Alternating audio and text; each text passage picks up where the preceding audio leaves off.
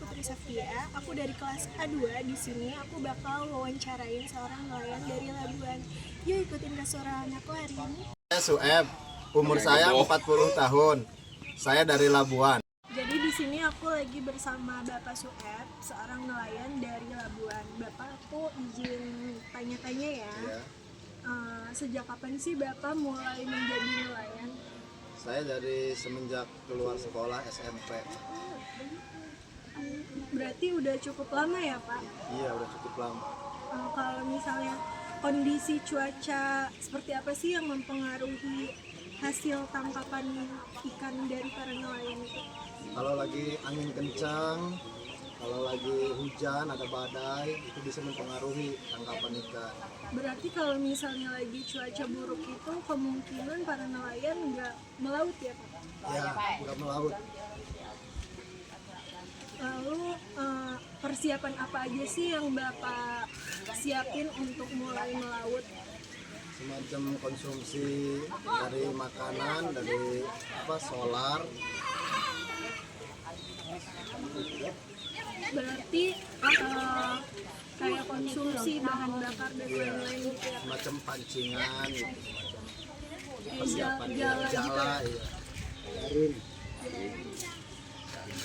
Terus gimana sih Bapak sebagai seorang nelayan itu menentukan lokasi yang tepat untuk Bapak mencari ikan di laut? Ada alat GPS-nya dari perahu buat ke suatu tempat ikan, ada titik-titiknya. Itu semua nelayan punya atau hanya beberapa aja? Iya, hanya beberapa, nggak semua nelayan punya. Terus tantangan terbesar apa sih yang pernah Bapak laluin sebagai seorang nelayan? Iya, saya pernah kalau bahasa ininya tenggelam. Iya, kelebu sama gelombang. Itu penyebabnya seperti apa ya Pak? Sama itu cuaca buruk, gelombang tinggi, jadi sampai bisa tenggelam. Berarti pada saat awal ingin melaut itu cuaca masih baik, Iya, tapi di cuaca. saat di pertengahan saat melaut itu cuaca Iya, buruk. buruk. Tidak bisa diprediksi.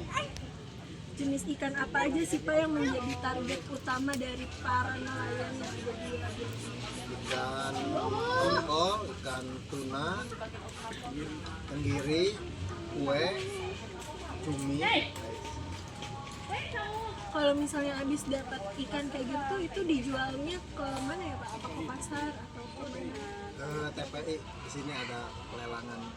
Jadi dijualnya itu ke pelelangan. Iya. Dijualnya per kilo.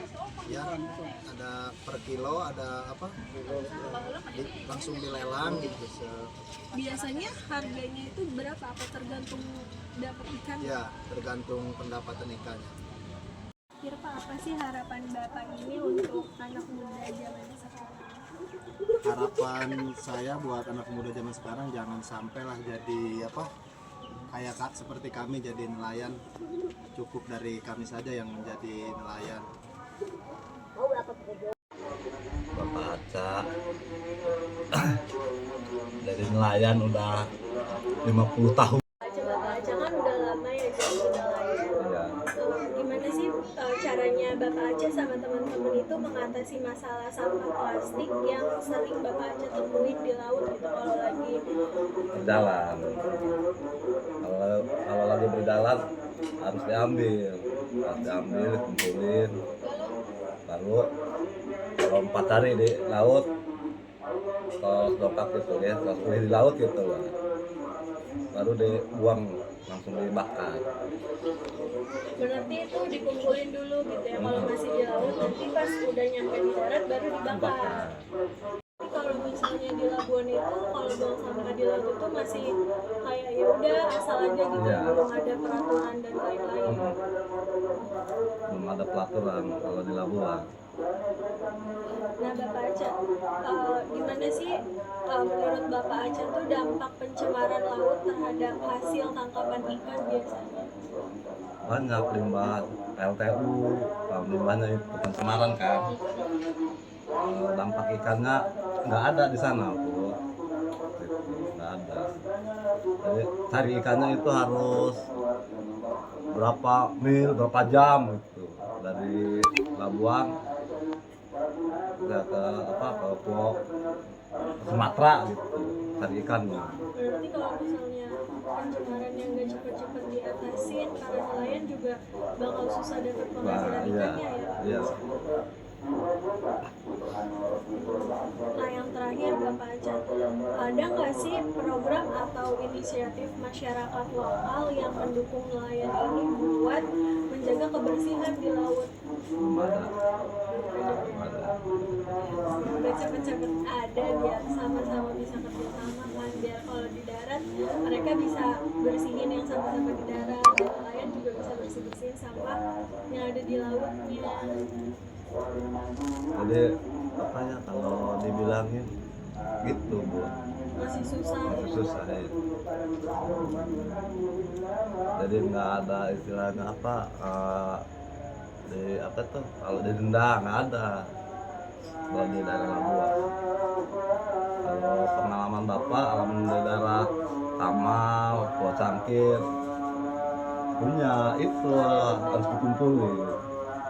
Jadi kalau misalnya ada dendanya juga bikin masyarakat itu nggak main buang sampah sembarangan ke laut. Nggak ada. Itu kalau boleh tahu Bapak Aceh biasanya kena dendanya berapa? Banyak sih besar. Sampai kisaran 50.000 gitu. Sampai 100-an. Iya. Kalau di daerah itu Pulau Cangkir ya sama Tamal. Kadang-kadang dibawa bapak yang buang sampahnya itu ke apa ke polsek gitu.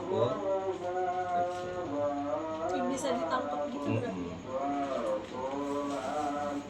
Jadi kalau istilah mana apa bilangnya nggak memadai berapa itu ya dendaan itu mahal lagi itu besar.